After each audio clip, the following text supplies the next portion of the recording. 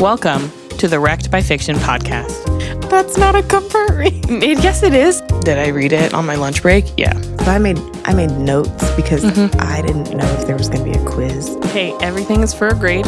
While I was watching a movie with my 6-year-old, yeah. I didn't know I could be both right and so fucking wrong.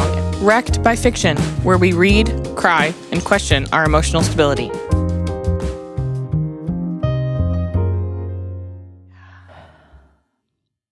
Hi, how you doing? Hi, Dern. Hello. Hello. You just needed a quick reset, that's all. So we're going to talk about tropes today. And we're going to do our favorites, our least favorites, and then we'll get into some specific like micro tropes that we like. And that's where the dirty stuff comes out to play probably. So I mean, to be fair, we haven't actually gotten dirty yet. not a lot. So. No, we've talked a little bit about it, but nothing like intense. No. Dip the toes in and now we're gonna, Yeah. you know. So I think that there's a difference between my favorite book tropes versus what I read most often. Okay. I think that some of my favorites are like I like an age gap. I like the single parent trope. I also like the a lot of people don't, but I like the surprise pregnancy trope. Yeah. However, I read a lot of like RH, a lot of reverse harem. I also read a lot of there's another one that I wrote down. Small town. Okay. That's huge in like my like list of what I've read, but I wouldn't consider it a favorite. It's just common, I guess. Yeah. But I have some absolutely nots that make it on there, and they ruin a book for me. And I kind of wish that they were like required to List it out. Yeah. Yeah. Because there's some things where I'm like, I really don't want to read. Like the third act breakup for me goes alongside the miscommunication. Because that's typically why a third act breakup happens. Where I'm like, we've got 10% left in the book and they break up. And I'm like, I'm done. That's it. That's the end of the book for me. Right. No more. Because just fucking talk to each other. I can't. God, Amanda, miscommunication in a book, in general, I can't handle it. And that sounds really dramatic. Handle it in real life. I don't want it in a book. That sounds really dramatic, but like I hate it. Yeah. It makes my palms sweat. And I'm like, they're not talking to each other. There are things that they need to say. Anyway, I need to know your favorites versus like what you have read. Favorites would probably be like reverse harem is one. I just get behind that. I don't know. We'll just admit it. Well, it's fine. Whatever. They'd get behind you, so. That is sorry. facts. That's like the whole point. Love triangles. I don't know why. It's kind of interesting. I guess it kind of goes with the reverse harem thing, right? Like a love triangle where they end up as a threesome, or where she ends up picking one. Either. Do I have to pick one? No, I just didn't know if you had a preference. No. Interesting. Yeah. Enemies to lovers. Okay. Is fun. Okay. Does that typically end up being what I read? No. No. Not really. No. Okay. Well, but there's not like a lot of, I mean, sure, there probably are, and I'm probably missing them all. But, you know, they're not the more popular tropes that are out there. So, yeah. On the age gap thing for you, do you prefer older man or older woman? Either is fine. Either. Okay. Yeah. I think it depends on the like the setting of the book. Right. So like I've read where you get the millionaire trope, right? And it's also an age gap. So like Right. the man is 55 and loaded, Yeah. and she's 27 and a bartender or something along those lines, right? Or Right.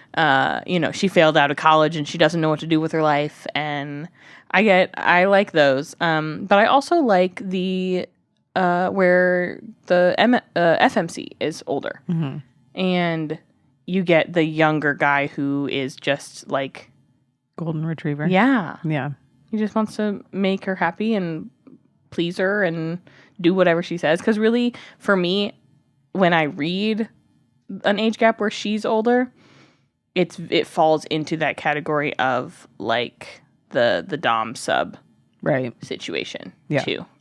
There aren't a lot where it's like an excessive age gap where she's like a lot older and it's just like a normal relationship where there's no like play. Right. But yeah, so traditionally, I will choose a age gap where he's older, but that also is like the most common form of it. Right. So the content is there to consume, Right. Do you like when you say the love triangle where maybe they all end up together, maybe they don't, and she picks one, or he picks one, or whatever it is?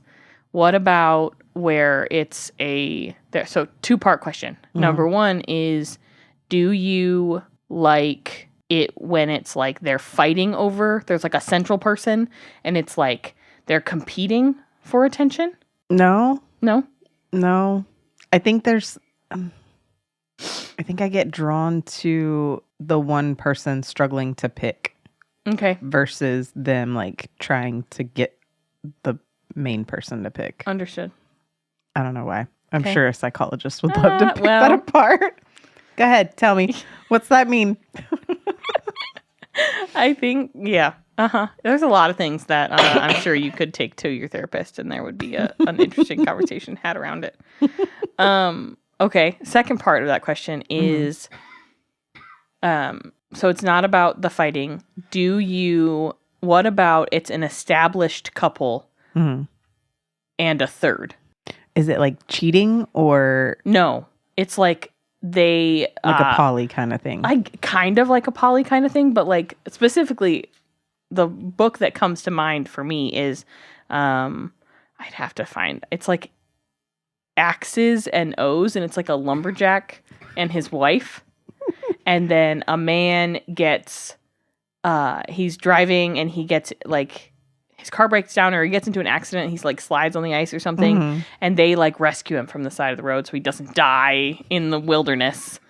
And it was pretty good. It's very dirty, but it was pretty good. And the third man, the third is a man, and he at first is like, he's automatically attracted to the woman, and then it's kind of like a bi-awakening situation, which is a like micro trope, right? Yeah. But like in that book, but yeah, so it's like a established couple, insert odd man out or odd woman out, and everybody loves everybody.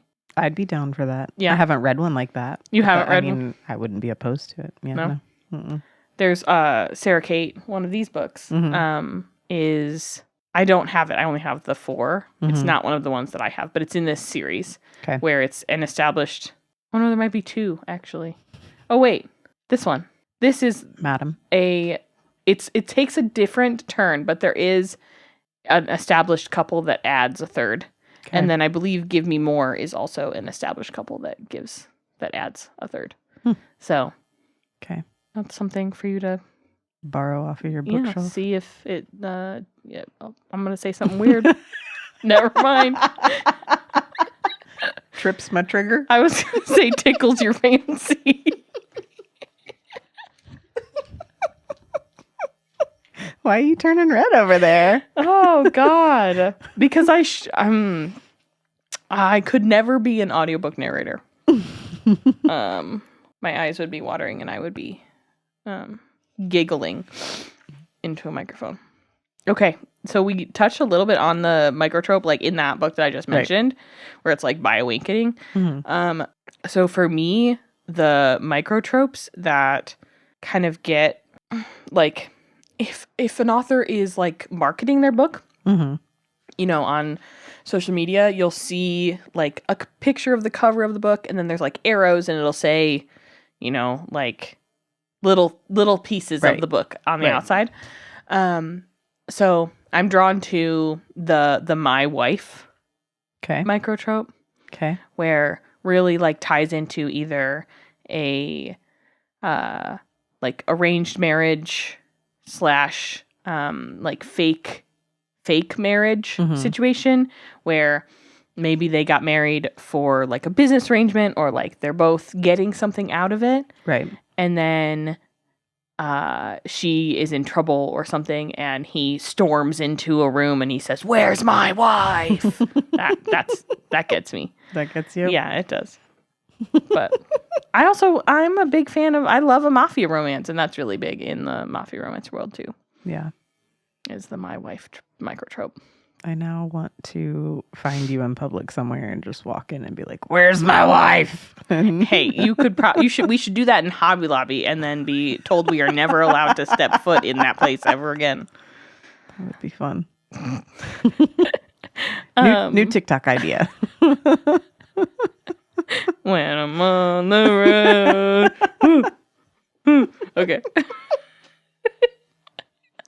One of the other microtropes that I really like, and it kind of goes, it's different. So I would not say that I enjoy like a slow burn.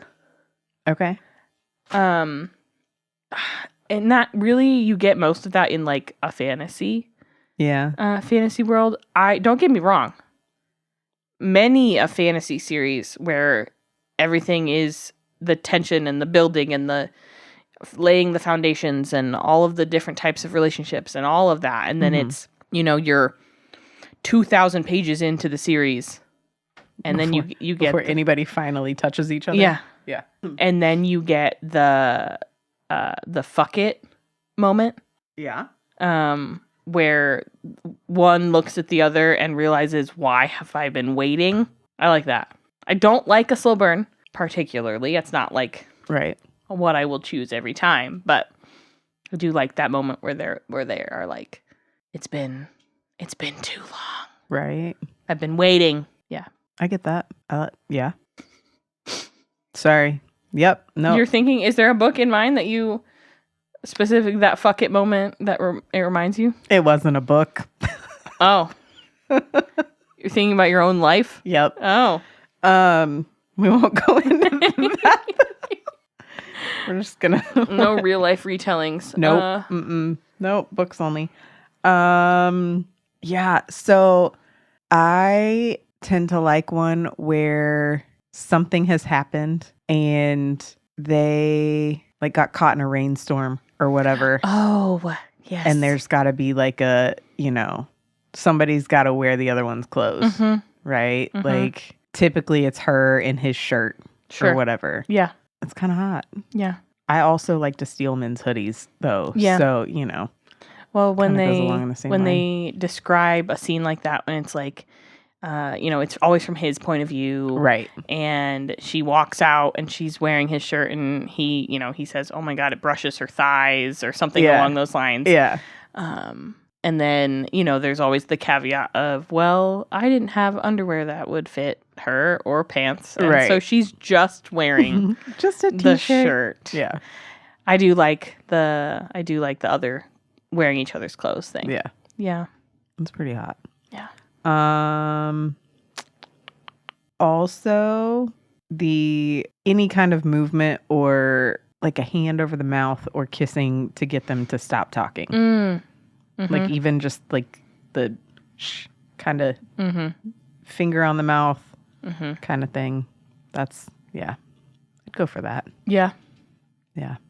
Do you have an idea of, is there any in mind that you have, even out of what we've read together? I'm trying to think if there's anything that I don't might fit that. Because one of mine is that like is the showering together or bathing together. I like, and that kind of goes with each other's clothes. That kind of goes along the same lines. I love the hair washing. Yes, is one of my favorite microtropes because I'm always like, I know that feels having someone else yes wash your hair is one of the best feelings ever. Yes. And so I like that trope a lot, that microtrope, because it just feels so good. It really does. Any kind of like not self-care, but any kind of care towards the other person is always kind of a nice thing to read about. To think that that's actually happening. To picture it for someone else, is that what you're saying? Yeah, pretty much. Yeah. Because Lord knows it's not happening in my life. So yeah, that like, and while it's not necessarily a trope or a microtrope because this is fiction, right? And so 9 times out of 10, every book after an intimate scene, aftercare is involved. So it's not technically considered, in one of these categories. Right. But I do agree with you on the way that makes me feel. Yes. Reading one partner taking care of another partner after they were intimate is one of my favorite things about reading naughty books. For sure. And I think, too, the vulnerability that comes with a lot of that, especially where, like, it's like a rougher book. Mm-hmm. Like, the intimacy is rougher, whether that's BDSM or dom sub, or you get even just, like, a lot of times it's paired in fiction with, like, coming out. Right. Where you get your first, MM experience, and the man has never been with another man before, and so you get all of that aftercare afterwards. And the vulnerability there is like, for sure, makes you melt a little bit, experiencing that, like, the wholeheartedness. That's not the right word. Just being cared for. Yeah. Yeah. The vulnerability and the way that like watching that happen to other people. Yeah. It's very intimate. For sure. Yeah. I'm trying to think of the last books that I have read. There was that, like, sexuality awakening piece. I read one of those. And I think that like, the secret relationship trope. Number one is huge right now, especially because of like heated rivalry and all of that going on the internet. But I have read a few of those that like aren't recently that aren't related to heated rivalry, and that I do like those relationships too. But I'm sneaky. Yeah, but I'm always just like, at a certain point, I'm like, we've been secret for too long. Time to just be out there. I say not being in public with your partner has to get boring. Yeah. Or just not even so much boring, just it starts to wear on your psyche. Like, why can't we, you start to question things and question yourself and why you're not able to do that. Am I not good enough? Is there, another relationship? It just makes you start questioning things. Even if you were secure in it to begin with, it starts to wear on you.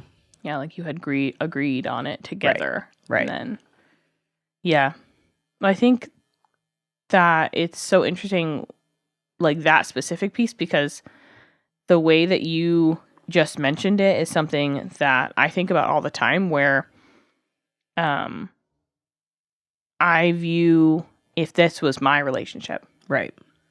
And, you said, like, it starts to wear on you. And I'm like, if it was me, I don't think I could go, God forbid, heated rivalry. Shane and Ilya are secret private for 7+ years before anybody finds out, let alone the public. No way. And I'm like, imagine being private for so long, not being able to hold hands in the grocery store. Right. Oh, man. Like, I'm a fairly private person as it is, but I still, like, if I'm excited about somebody, I want to share that I'm in that relationship and that I'm excited about them. Yeah. I may not give you all the details, but I'm going to tell you that they're in my life. So I can't imagine going that long at all. It's wild. Yeah.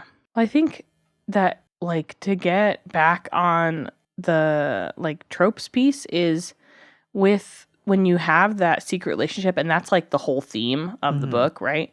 That ties everything together. There are so many little pieces that they, like, sprinkle in other tropes where you get whether it's the sexual awakening or the fake dating alongside. So, like, they have the secret relationship, but they're fake dating someone else. Right. The pretend girlfriend or whatever it might be. Yeah.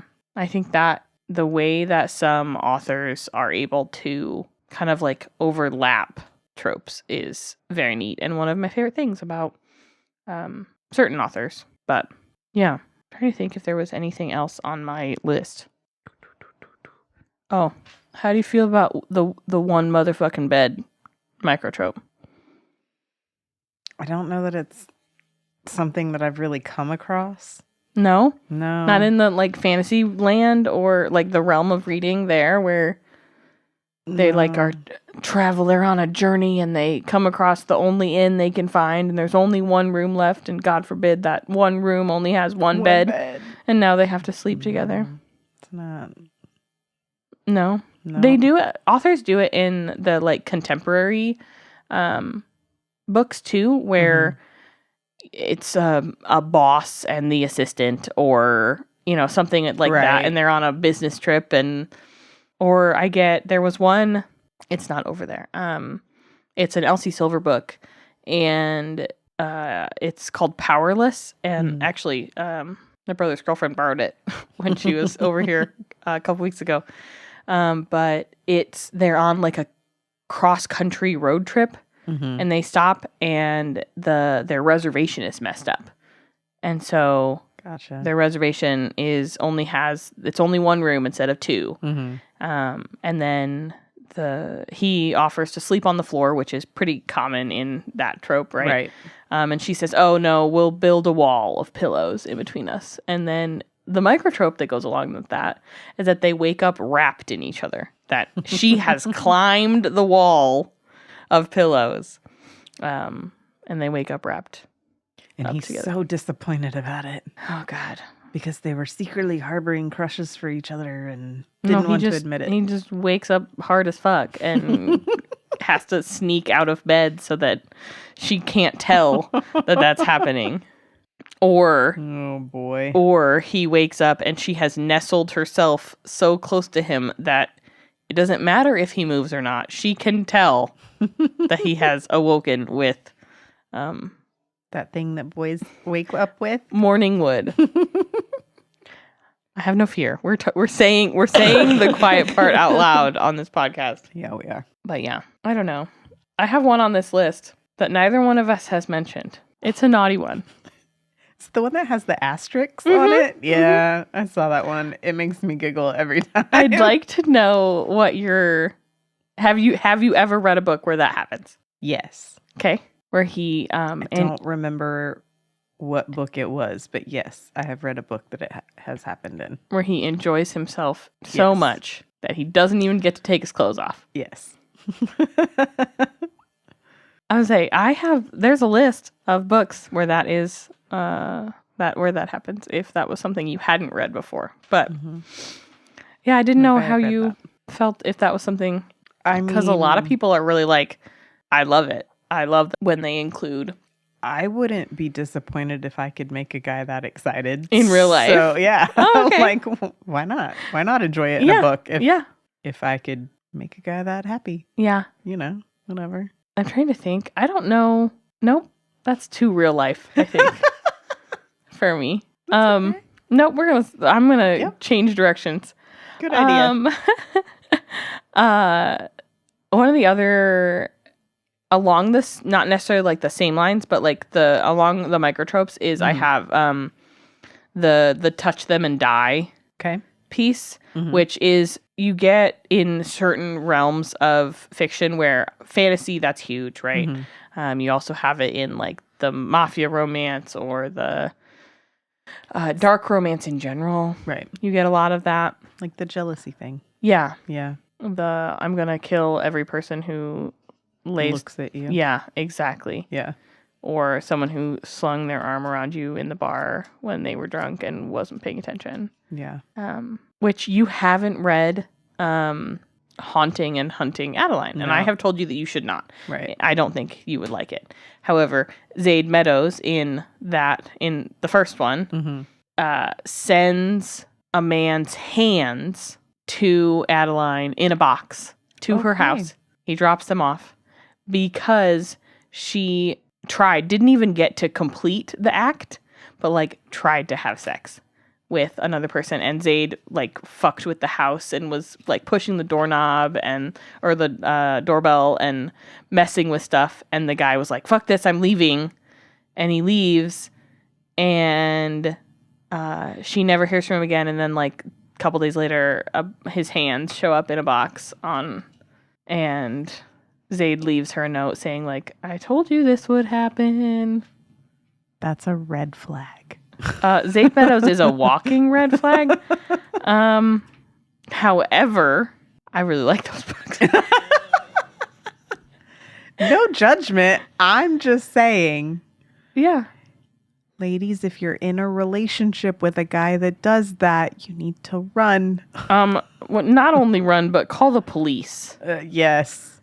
And I guess if you're dating a real life Zaid Meadows, you probably have bigger things to worry about than him sending hands to you. Yeah. And those of you who have read Haunting Adeline know that that's the truth. Because Zaid is like this, he's the worst good guy ever. He hunts like sex traffickers. Okay. As like his like job. That's like what he does. Right. And rescues women and children. Mm-hmm. However, he also stalks the ever-loving fuck out of Adeline. That's just creepy. Breaks into her house and leaves roses everywhere. Yeah. And stands in her driveway in the dark, watching her home. And she can see him. She sits inside her house and watches him through the window. Like,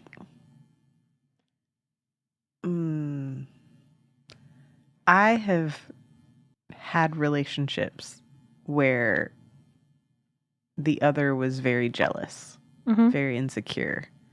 And I've tried really hard there's a fine line, right? Sure. Of like a healthy amount of jealousy or insecurity or protectiveness of your relationship. Okay.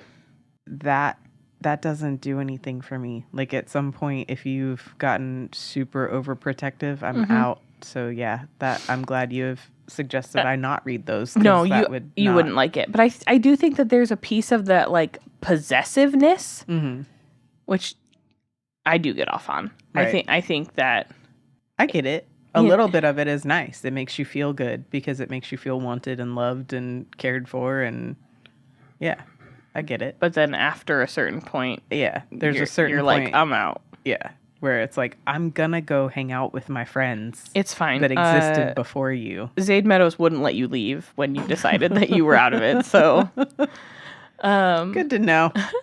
I don't need a Zaid Meadows in my life. Thanks. There's a point in those books where she realizes that she doesn't know his last name. And so she asks him, and he says, Meadows, baby. Our last name is Meadows. And if you listen to the audiobook, it like actually sounds like that when he says it.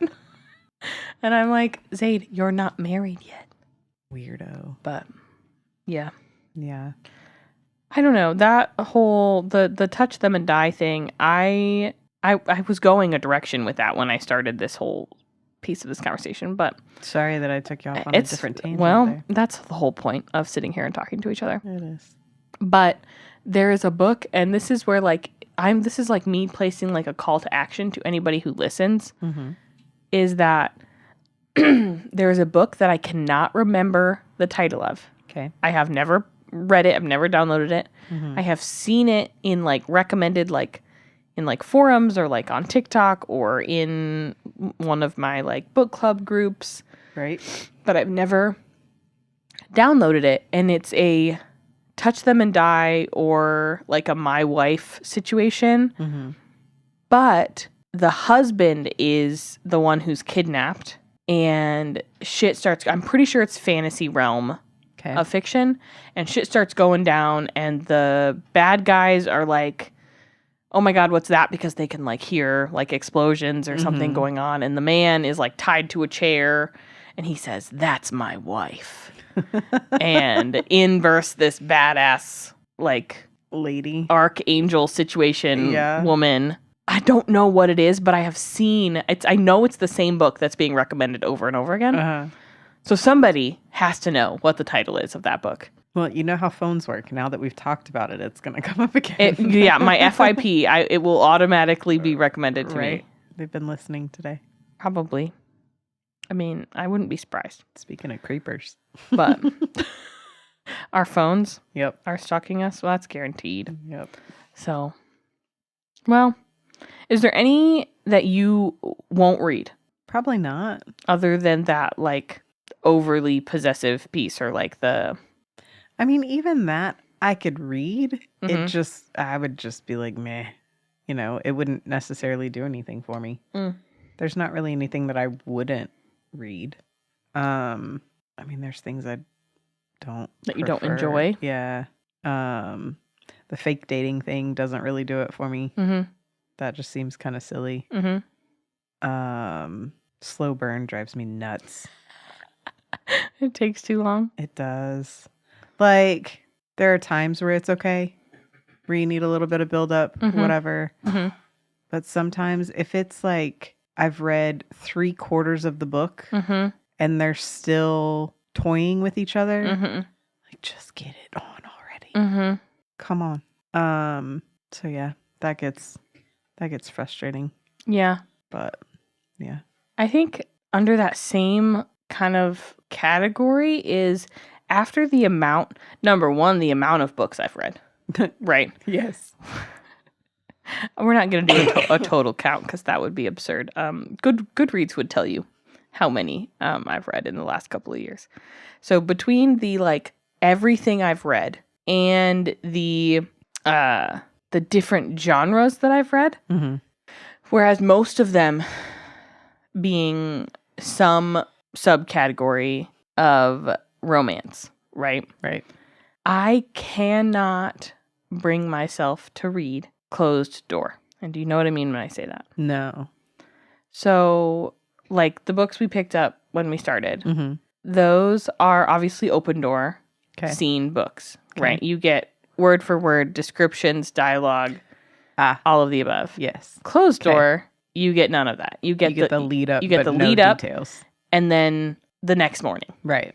Yeah. Where it's, hinted at that they were intimate in some way. But I cannot. There's actually a book on my shelf. And not to like call it out, but it is one of the only books that I have DNR'd. Or not DNR'd, although that's accurate too.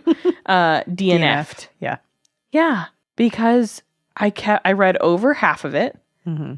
And there kept being these scenes where they were leading up to, and you get all of the tension, all of the foreplay, not like explicit foreplay, right? But like, like verbal sparring. Yeah.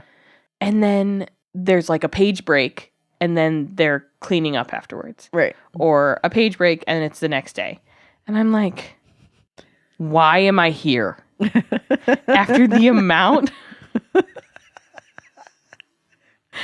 After the amount I have read, why? Yeah. I just don't, and I get it. Some people really don't want to read sex. That, right. They don't on page. I get it. Okay. Right. But I need it broken out on the front of the book that I am not going to get it in there. I am not one of those people that needs the clean pages. There are 2 authors over there on the bottom shelf. Mm-hmm. When I think of like beach read, mm-hmm. there's one author over there that is like that. Right. Where it's closed door. You get a little bit more of like the intimacy part and some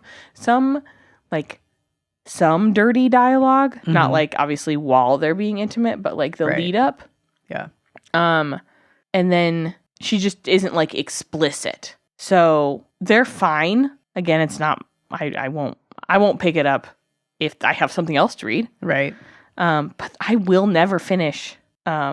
It's the red, white, and royal. The red, white, and blue. It's over there. It's pink, and the top word says red. What does it say? Red, white, and royal blue. Yeah. Yeah.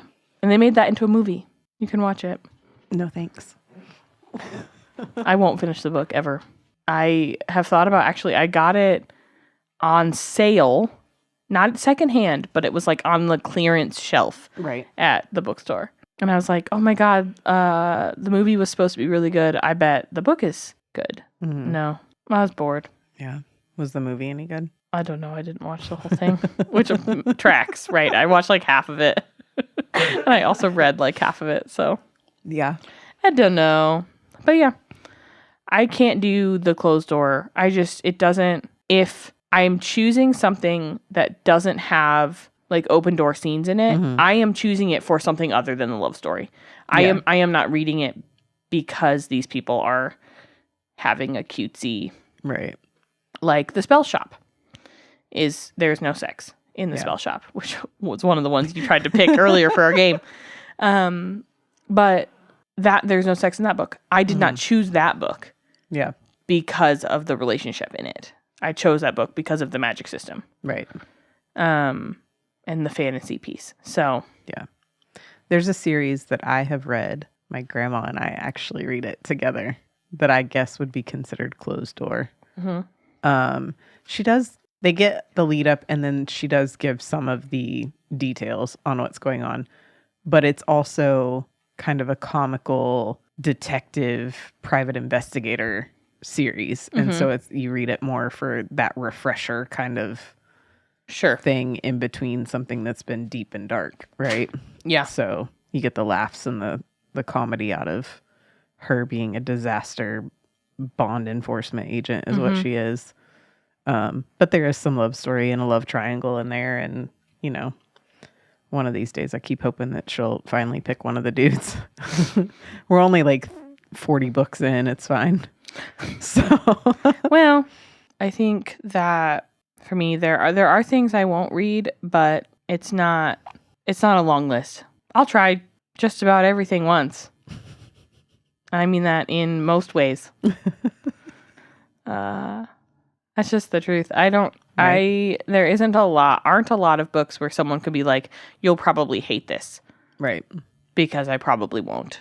There are books where I can't bring myself to read them. Not because I think I won't like them. Yeah. But because whether they've been overly hyped or they've been out like a really long time and I'm like really late to the party and then I'm like, well, I might as well just not read it.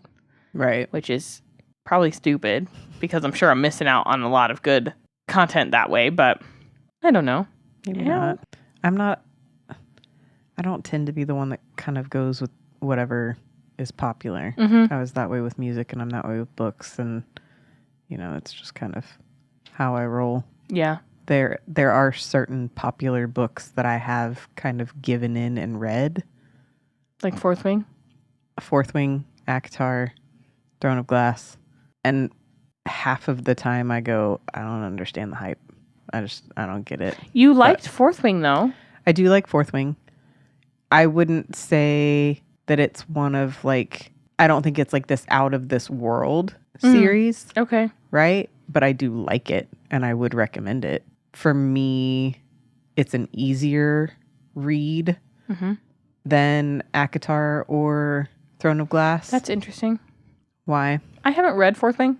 Yeah. Because, number one, I don't love an incomplete series. Yeah, that makes sense. Especially when you don't have a date for the next one. Yeah. That's like, I will read a series that isn't done, but 6 months from now, you're getting the final book or whatever it is. Right. That makes sense. But Fourth Wing doesn't have a date. Yeah. No. I haven't read Fourth Wing. I have read ACOTAR and all of them. And I thought those books were easy peasy. When you say easier to read about Fourth Wing, do you mean like the style of writing? Do you mean like if you were gonna rate it like elementary reading level type of situation, or no? I mean, and like we've talked about how we were gonna do, so I don't really want to dive into all of that because I don't want to give away what we were gonna go over in that episode. But okay. One of my biggest things with Sarah J. Maas is that a lot of her character names are very similar to each other. Okay. Yes. So then it's hard to track characters and what they're doing and who they are. And then she goes so deep into the world building, but tends to fast forward through the actual action. Does that make sense? Yeah, I think that happens. I think there's a lot less world building in ACOTAR as there is in Throne of Glass. I would agree. I also think that the name thing is not as bad in ACOTAR as it is in Throne of Glass. And again, that doesn't bother me, but I know it bothers you. And I know we've discussed in Throne of Glass how that, especially as an audiobook listener, yes, the back and forth with the names is difficult for you because you can't track who we're talking about now. Right. But I have, yes, we have talked about that before, and I understand what you're saying. Yeah. So, but you're saying that in Fourth Wing, that's not happening. Fourth Wing doesn't have as much of the description for the world building. Okay. So there's less information to intake on that. Like you're not bogged down with that.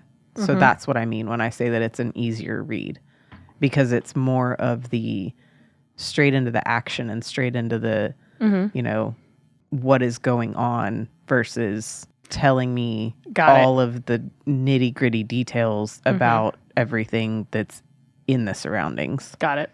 So, yeah. Okay. I think there's to kind of round us out on that trope talk stuff. I think that when you cross over from, like, whether it's from genre to genre, whether that's fantasy to contemporary to, I love a psychological thriller book. Give, the more mind fucked up, the better for me. Yeah.